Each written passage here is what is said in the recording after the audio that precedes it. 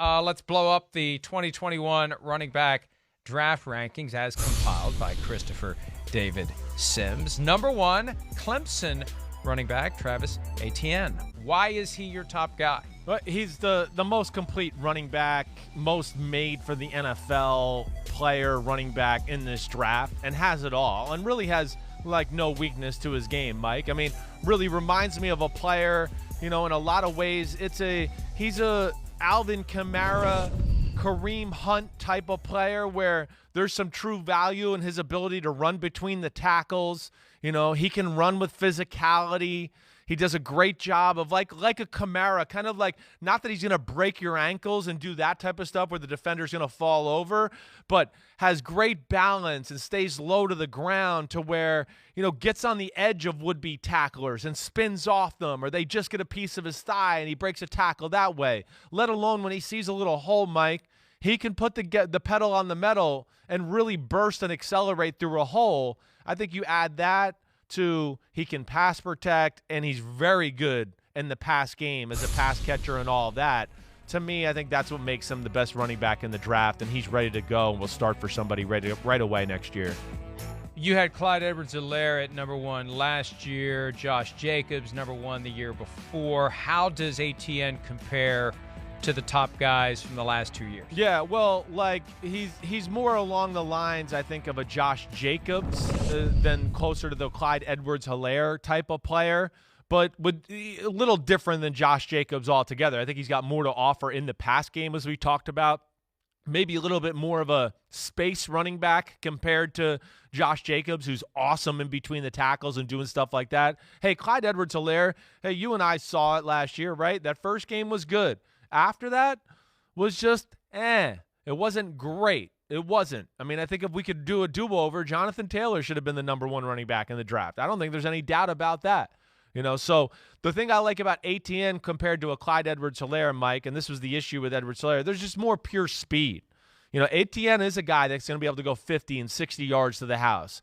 Edwards-Helaire, Mike, just to hit on that real quick, the one thing about him that he's a little bit of the Peter Warrick syndrome. Remember Peter Warrick from Florida State, right? And I say that because, oh man, they're so quick and they can break your ankles and make you look silly, right? And do all that. But there's a lack of straightaway speed. So it's like, hey, I break the ankles of the first guy. And now, hey, I'm about to break the ankles of the second guy. And hey, I'm taking off. Oh, wait, the first guy caught me from behind. I didn't go anywhere. Like that to me was an issue. Etienne's not going to have that issue. I mean, that's a great point. You get past that first guy, you got to create separation, or someone's going to drag you down from behind. They're going to come behind. That's right. What's the point of making the first guy miss if you're going to get dragged down a few yards later? You get a few extra yards, but you don't get the home run that some of these guys are capable of bringing.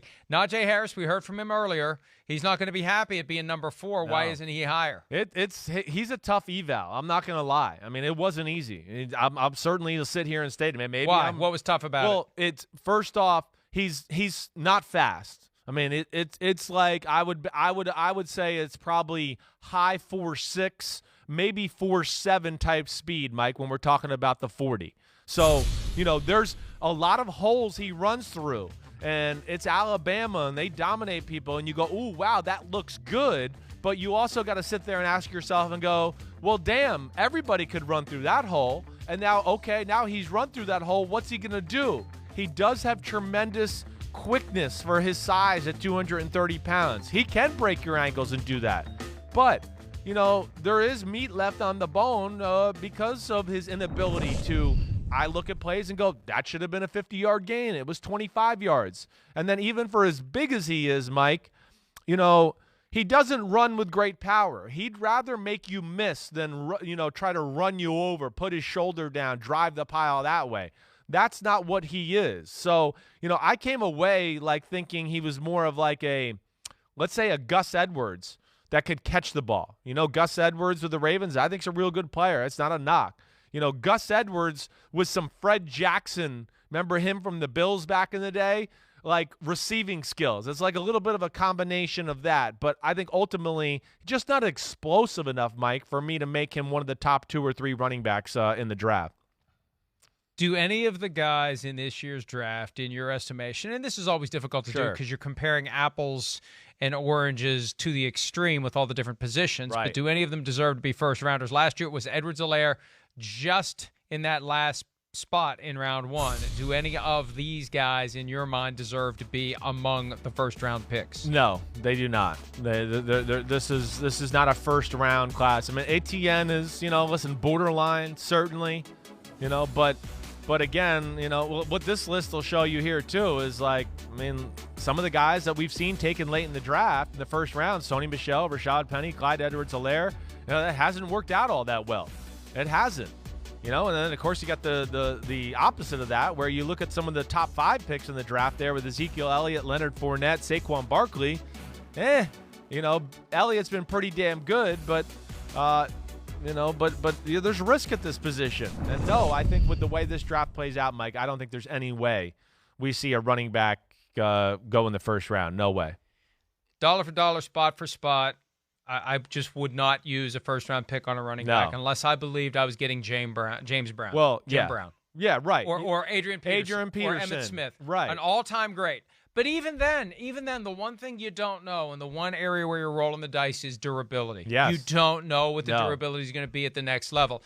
And if you've used a top 10 pick or even a top 32 pick on a running back, when you know that there are running backs available at every round or all the way down to James Robinson. We talked earlier about how hard it was last year for the undrafted guys to make a difference. He came in and won the starting job at tailback in Jacksonville as an undrafted guy and had a great season.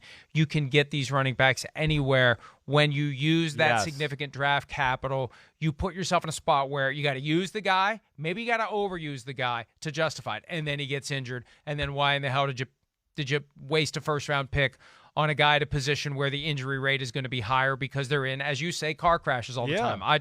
It's not worth it. Get your running backs later. Where was Dalvin Cook? Round 2. Where was Derrick Henry? Round 2. Exactly. Where was Alvin Kamara? Round 3. Nick Chubb. Wait. Exactly. Right. Nick Chubb, agreed. Wait. There's no doubt about that. And, Mike, the other point I want to bring up is something you said there. Yeah, when I evaluate running backs, listen, you got to change your thought a little bit. I'm not the days of does he have durability and is he going to last into his second cut? No. I'm sorry, this sounds insensitive, but I evaluate these running backs to go, wait, I got him for 3 or 4 years, and then we got to look for a new one. That's it. I mean, that's how it goes. And that's why I favored guys like Javion Hawkins from Louisville, who's 185, 188 pounds, and a guy in Michael Carter who's at 200 pounds, because they're home run hitters, Mike. They're explosive as can be. And, I don't think their careers are going to be long, but I think they're going to be really impactful in a short period of time where it's going to be a lot of big plays. Like the Javion Hawkins kid from Louisville, he's Raheem Mostert or Breida, right? It's one of those guys. Michael Carter from UNC, I look at him as like a Devontae Freeman for the Falcons. Yeah, their careers can be short. They can fall apart quickly, but they can make a lot of big plays in that 3 or 4 year period to really help your team. And you mentioned Chubb, and that gets back to the point we made earlier this week about the Browns, and they're so heavy on analytics now. This is the ultimate test. Yeah. Forget what the guy's done. Forget how many fans have bought his jersey. Is it right to pay him 8 figures plus per year, or just roll the dice again and get a mid-level guy and hope that he works out and say, hey, we're playing the numbers. We're not playing the hits with our running back position. Hi, I'm Mike Tirico, and thanks for watching. Make sure to hit subscribe for the latest news and highlights from NBC Sports.